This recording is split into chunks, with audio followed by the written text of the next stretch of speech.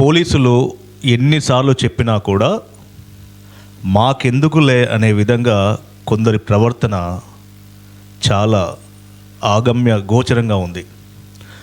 ఎందుకంటే చైనా మాంజా అసలు ఇది మనది కానే కాదు. దీనివల్ల ఒక సంక్రాంతి పండుగకు వచ్చేటువంటి ఆ సమయంలో పిల్లలు ఆడుకునే గాలిపటాలే కాదు, తర్వాత కాలంలో కూడా చెట్లపైన, కరెంటు వైర్లపైన, ఆకాశంలో సంబంధించినటువంటి ఎక్కడైతే అంటుతో ఉన్నటువంటి ప్రతి ఒక్క వాటిపైన ఈ మాంజా అనేది అక్కడ ఉండడం వల్ల పక్షులు అనేది మృత్యువాత పడుతూ ఉన్నాయి. తర్వాత గాలికి ఊగినటువంటి ఆ చెట్ల మీద ఉన్నటువంటి ఆ యొక్క మాంజా రోడ్ల మీద పడడం వల్ల వాహనదారులు ప్రాణాలు కోల్పోతూ ఉన్నారు. ముఖ్యంగా పిల్లలు ఈ యొక్క గాలిపటం ఎగరవేసే సమయంలో కూడా మనం చూస్తూ ఉన్నాం. ప్రతి చోట ఎక్కడో చోట ఏదో ఒక ఘటన చూస్తూనే ఉన్నాం. మరి దీనికి కారకులు ఎవరు? ఆకాశంలోకి వెళ్ళి ఊడిపడిందా ఆ చైనా మాంజా? కాదు. కొందరు వాళ్ళ యొక్క డబ్బు సంపాదన కోసం సమాజాన్ని భ్రష్టు పట్టించే విధంగా, మిగతా వారికి ప్రాణహాని కలిగించే విధంగా వారి యొక్క డబ్బు ఆశకు వీళ్ళు బలైపోతూ ఉన్నారు. మరి దీన్ని నిర్మూలించాల్సిన బాధ్యత ఎవరిపై ఉన్నది? పోలీసులు చెప్తా ఉన్నారు కదా, వాళ్ళు ఒక్కరు చెప్తే సరిపోద్దా? కాదు, మనందరిపైన ఉన్నది.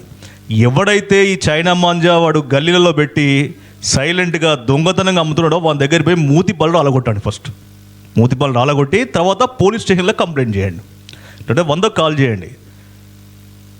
మీరు చూస్తూ ఉన్నారు దాదాపుగా చైనా మాంజాని ఇప్పుడు సంబంధించిన మన చోట నిషేధించినాం మనం, ప్రభుత్వం నిషేధించింది, పోలీసులు కూడా హెచ్చరిస్తూ ఉన్నారు.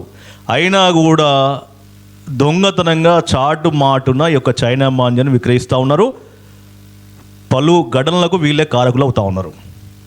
మాకేందిలే, మాకు డబ్బులు వస్తున్నాయి కదా అనుకుంటే ఆ డబ్బుల ఆశకు ప్రాణాలు కోల్పోతూ ఉన్నారు, పిల్లలు ప్రమాదంలో పడుతూ ఉన్నారు.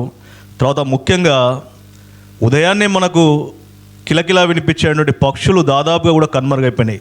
మరోపక్క రేడియేషన్, మరోపక్క ఇట్లాంటి ఘటనలతోటి, ఇలాంటి కార్యక్రమాలతోటి అనేకంగా కూడా ఇబ్బందులు ఎదురవుతున్నాయి. కాబట్టి ప్రతి ఒక్కరూ తమ వంతు బాధ్యతగా, చైనా మాంజాను నిషేధించబడింది కాబట్టి ప్రతి ఒక్కరూ ఇది మాది రైట్, మా హక్కు ఇది అని చెప్పేసి మరొకరి పిల్లాడు మరొక చోట ఎవరికి ఏ ఆపదైనా కూడా మన ఇంట్లో మన పిల్లాడికి ఆపద వచ్చినట్టుగానే మనం భావించాలి.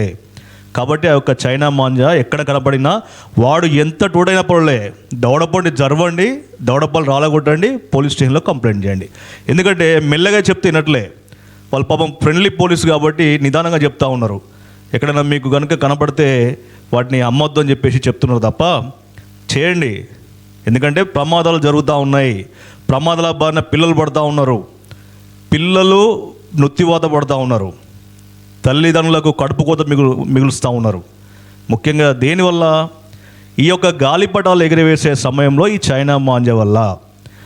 అంటే మరి చైనా మాంజా వల్లనే మనం జరుగుతున్నాయంటే ఈ సమయంలో మాత్రం ఖచ్చితంగా ఇలాంటి ఘటనలు, ఈ మెడలు దిగడాలు, తర్వాత ఈ కళ్ళు పోవడాలు, ఈ తలకే కట్టవడాలు, ఇవన్నీ కూడా గాలిపటం ఎగరవేసే సమయంలో సరదాగా వాళ్ళు ఆడుకుంటారు. పిల్లలు పాపం, చిన్న పిల్లలు, వాళ్ళకి ఏం తెలియదు, సరదాగా గాలిపటం ఎగరేయడం తెలుసు. చేతులు రాకున్నప్పుడు కూడా చేతులు కట్ అవుతూ ఉన్నాయి, మెడలు కట్ అవుతూ ఉన్నాయి. అవి వదిలేసినటువంటి ఆ దారం కాస్త వాహనదారులకు ప్రాణ సంకటంగా మారుతూ ఉంది. కాబట్టి చైనా మాంజా ఎవరు విక్రయించినా కూడా వారి పైన మీరు ఫిర్యాదు చేయండి, లేదంటే మా అందరి టీవీకి మీరు కాల్ చేసి చెప్పండి.